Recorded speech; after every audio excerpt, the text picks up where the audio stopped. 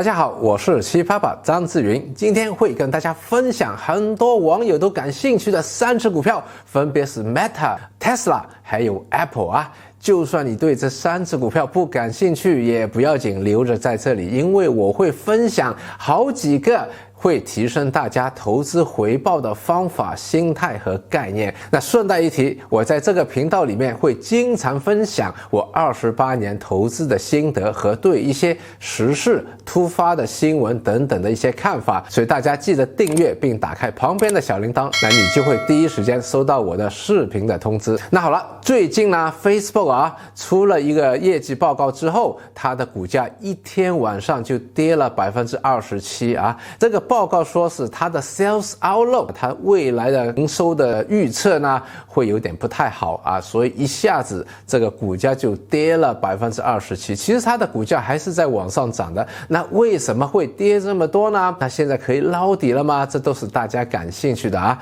我个人呢是没有捞底的，也没有去买它的。为什么呢？因为我觉得影响一个股价的有3个原因。第一个是基本因素的改变，在 Facebook 来说呢，它的业务它的收入是我们所叫的 ROI advertising， 也就是说其他人去做广告给他广告费的时候，他们会衡量 return on investment， 广告的投入是一个投资，对吧？ Social media 的广告其中一个卖点就可以让你精准的知道你的客户是哪些人，他们有什么消费的习惯。比如说我最近看了车子， Facebook 知道我看了车子，就给我一些汽车用品的广告。所以呢，以前 Facebook 在这方面有优势，也有很多的广告商竞投它的广告的片段，使到 Facebook 的营收不断的创新高。那去年呢，苹果改变了一个私营条约，就是现在我们苹果的用户要告诉苹果的系统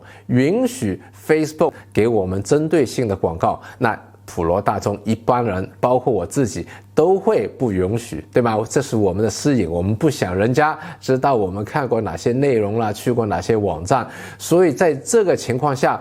Facebook 它的广告精准度就大量的减少，对于广告商来说，他们投放的广告费赚不回来，它的 return ROI 严重的往下跌，到最后呢，广告商就抽起了广告，不再做广告了，或者剩下的广告商可以很便宜的买到了广告的时段，所以 Facebook 在这一方面它的营收增长有所减慢，而且outlook 对未来的期望呢也不是太乐观的所以我们看到在基本因素的改变了，市场改变了营收的来源改变的因素下，它的股价长期是一个很大的考虑的因素。第二个影响股价的原因呢是大盘的调整。在我的选股票的系统方法的系统里面，叫选股5部曲里面，第一步看的是牛熊周期，或者是整个大盘股市的涨还是跌的大周期、中周期和短周期。现在我们面对的是美国的联邦储备局要减少买债和它要加息了。在这个情况下，美股在过去这么多年涨了很多，背后的原因就是因为海量的货币供应的增加。那现在这个因素已经改变了，我个人在去年的年底也成功的看到这个因素，因此我在去年年底美股还在最高的时候，我就预测到美股会有调整。我个人感觉到这个调整还没有完全的结束，所以在整个大盘的调整的底下， Facebook 和其他的高科技、高成长的公司，他们的股价当然也会跌下来了。所以我们还要密切的留意整个大盘什么时候是跌完了。我个人觉得呢，还有一阵子要跌的第三个呢，是我们看到短期的市场的情绪的波动了。一般来说呢，人在股票跌了很多的时候会恐慌的时候会引发很多的止损盘或者人自动会去找一些原因看看为什么这个不好的原因了，那个不好的原因了。所以短期内也有可能这个股价会跌过头，有一个技术性的反弹，但是这个技术性的反弹也是短暂的基本上我是不喜欢参与短暂的股票市场的波动，我是比较看长远的那好了，说完了 Facebook 之后呢，我们来看一看 Tesla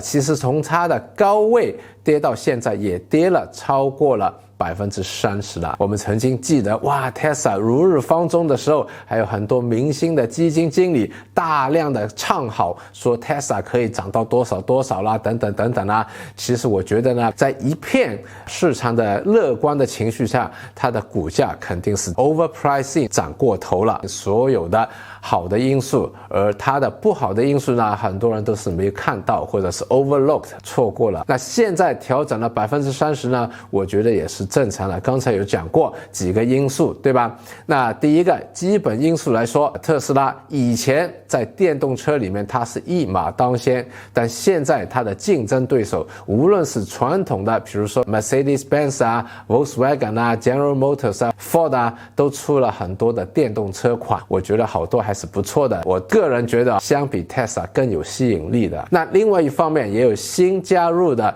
电动车的竞争对手多得不得了，所以在这个市场里面，未来的一段时间啊，虽然它的需求会继续增长，但是另外一边它的 supply side 供应那一方面也会很快的有大量的增长啊。我个人觉得电动车在未来的几年价格会很迅速的跌下来，所以可能 Tesla 这个股价在未来还有一段时间要寻找更低的位置。那好了，我们想探讨一下为什么大家会关注这些股票。那一般散户关注股票的原因有以下几个。第一个，经常在电视里面啦、杂志啦、评论区啦看到所谓的专家啦 KOL 啦讨论这些股票，所以他们开始留意。涨的时候大家有没有发现很多的意见都是看好的，哇，愿景啦、概念啦，结果呢很多人去高追了，买高了。在跌的时候呢，大家自动的反应就是看淡了，哇，为什么跌了？可能有这个最不好的影响啦，那个不好的影响啦，像最近的药明生物就是其中一个例子。所以呢大家好恐慌哦，止损哦，使到这个股价进一步的往下跌了。所以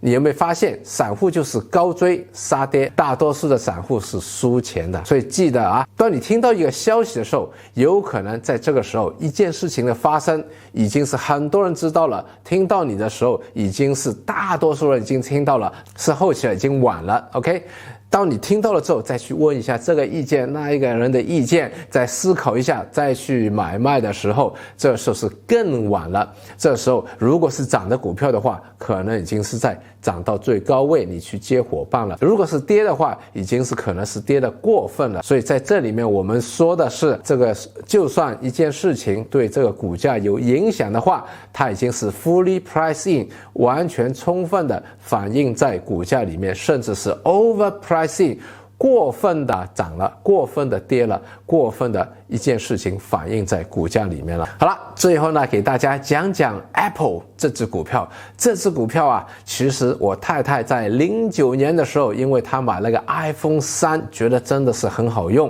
The iPhone 3G。在那个时候，他把他的一些私人资金呢是买了 Apple 啊。当然了，后来我也买了 Apple， 但是他跟我不一样的是，在12年的时候，我是涨了1倍之后，我觉得 Apple 会调整，所以我把 Apple 的股票卖掉了之后，是完全没有机会买回来，它就一直放着，一直放着，到现在加上股息之后，它是赚了超过100倍哦啊！所以这个给我们又学到什么呢？所以我们刚才所说的，我们看股票，留意股票，不能在新闻里面、讨论里面看到股票，因为这些股票可能已经是涨了很久了，所有的好的因素已经是 fully priced in。那我们要用的什么方法呢？是第一个，要用一个长线投资者去捕捉10倍股，我们叫10倍股，就是有增长潜力的。怎么去做到？第一个是用消费者的眼光，留意一下在市场上面有哪些是好的，消费者很喜欢的，比竞争者的产品有优势的。像09年的时候，我太太看到 iPhone，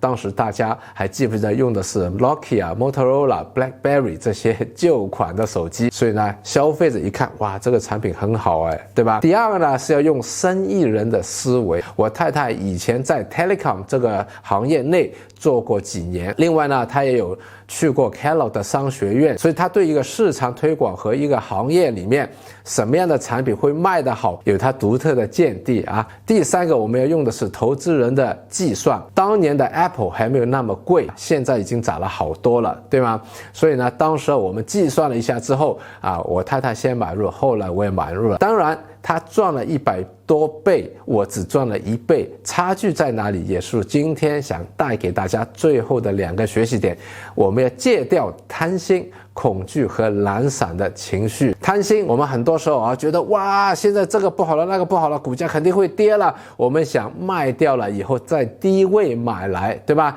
本来已经赚了不少的钱了，不错啊，对不对？但是因为我们贪心，希望就是跌下去了再捞回来，所以在高位的时候放掉了，结果卖掉之后买不回来。第二个我们要戒掉是恐惧。在09年到今天，Apple 的股票有没有暴跌的时候？肯定会有，对吧？如果每一次暴跌的时候我们都恐惧了，要止损了，或者要离场了，那今天它也不会赚了超过100倍。第三个还是要戒掉懒散的情绪，很多时候我们还需要定时定刻做一点功课，看看一只优秀的股票还值不值得我们继续持有。那好了，那我们要保持什么呢？我们要保持有信心。在过去这么多年，包括乔布斯过身之后，有很多人对 Apple 是失去了信心，特别是它股价跌的时候，一大堆的理由又出来了，对吧？那我太太呢是对苹果的整个团队，不光是一个人，他觉得苹果要成功不是靠一个人的，所以他对整个团队，包括工程师，包括他的制造商、营运商、logistics 物流等等等等，都是有信心的。第二个也要有感恩之心，对吧？一只股票让你已经赚了这么多了，不能在股价跌的时候就抛弃它，或者预感它会跌的时候，为了那小小的盈利就抛弃它啊。当我们有感恩的时候，作为一个忠实的朋友，陪伴着一个优良的企业，这样的一个股东也会长远得到丰厚的回报。第三个要有轻松的心，所以我经常说了，不要用借来的钱，不要去杠杆，因为我太太这些是她的闲钱，不等着用的钱，所以她一放就放了10多年，也看着她的那些闲钱涨了100多倍。那今天我探讨的这3个股票，也是最近大家在我的留言区留言最多的这3只股票，不知道大家喜不喜欢我今天拍摄的这个形式。上一次我说了，超过280个 like 的时候，我们会马上做多一个美股的研究，结果大家真的是很捧场，所以在这里感谢大家支持。我也马上邀请了我的儿子做了一个 Roblox， 所以大家如果也想看多一点七爸爸的视频的话，记得马上做个 like 我看到哇有这么多的鼓励的话，那我也会有更多的积极性，拍更多的好的视频给大家。希望我今天这个分享对你有所启发。如果你也喜欢我这个视频的话，记得 like、comment 和分享出去，这是对我最大的鼓励。我们下次再见。